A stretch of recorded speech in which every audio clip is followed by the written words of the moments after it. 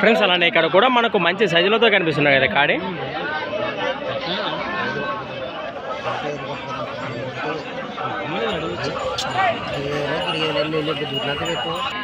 ఏం చెప్పిన కాడి రేటు?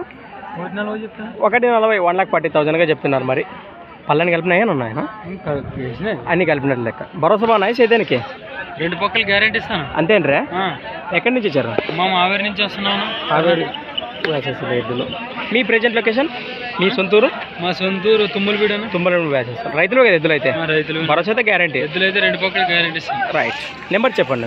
99 99 49 78 78 45 45 38 లాస్ట్ 38. అవి వెనక పక్కన చూద్దాం. మరి